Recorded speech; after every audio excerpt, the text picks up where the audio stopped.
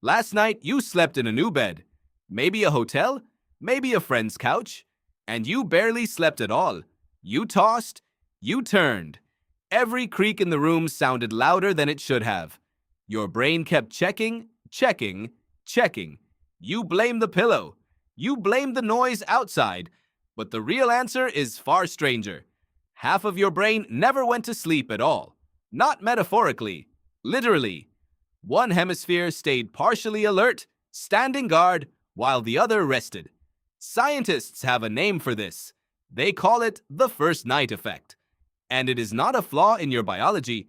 It is a feature that your ancestors could not have survived without. Think about where your ancestors slept. Not in locked houses, not behind steel doors. In the open, in caves, near the edge of a group where the darkness began. A new place meant unknown threats, unfamiliar sounds, predators who had not yet learned your scent, your patterns, your escape routes.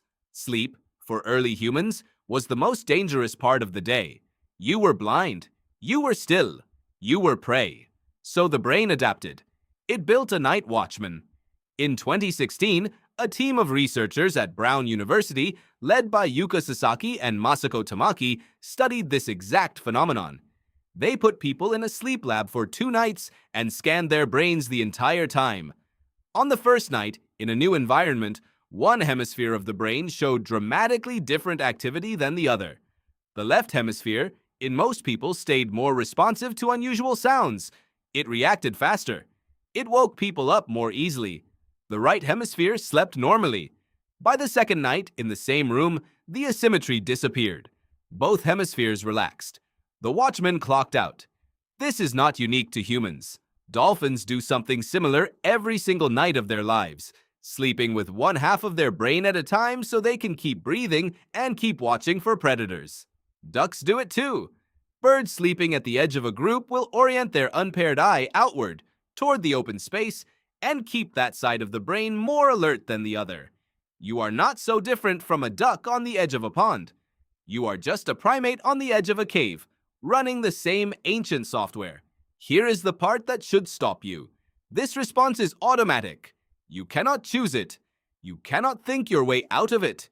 Even if you consciously know you are safe, even if you are in a 5-star hotel with a locked door and a security guard downstairs, your brain does not update that fast.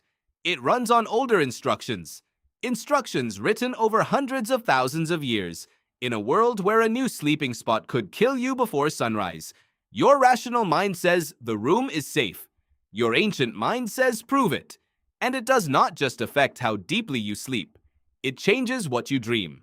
Researchers studying sleep architecture have found that people in unfamiliar environments spend less time in deep, slow-wave sleep, the kind your body needs to physically repair itself, and more time in lighter stages, closer to the surface of consciousness.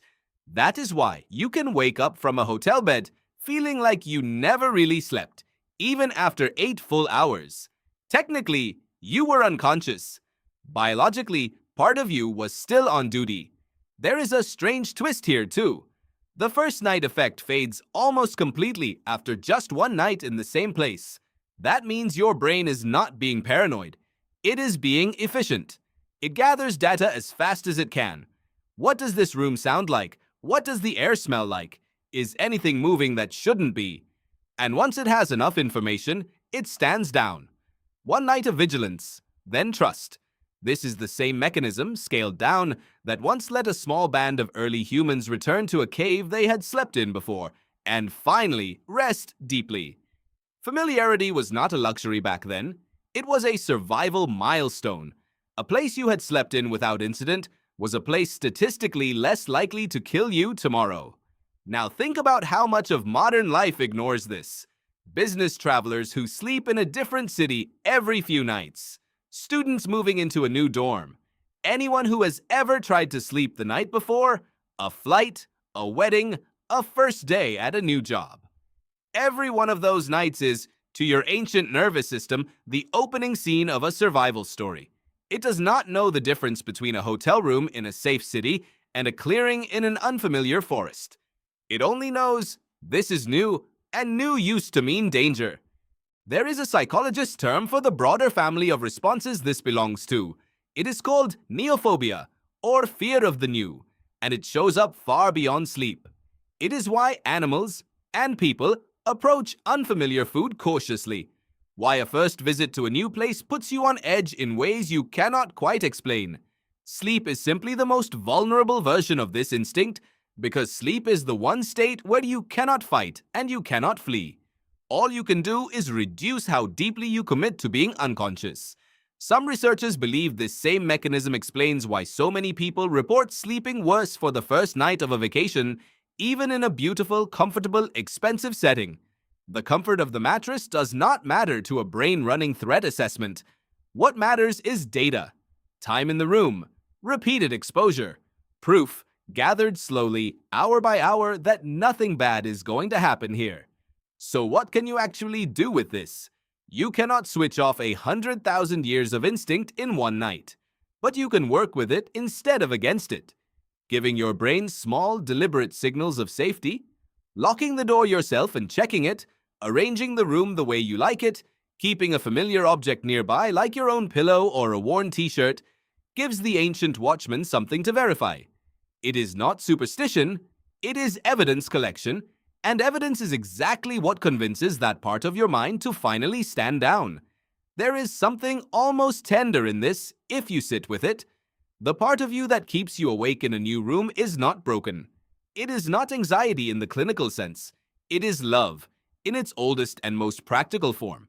The same vigilance a parent feels watching over a sleeping child, except here, you are both the parent and the child, and the watching happens on the inside, in silence, one hemisphere at a time.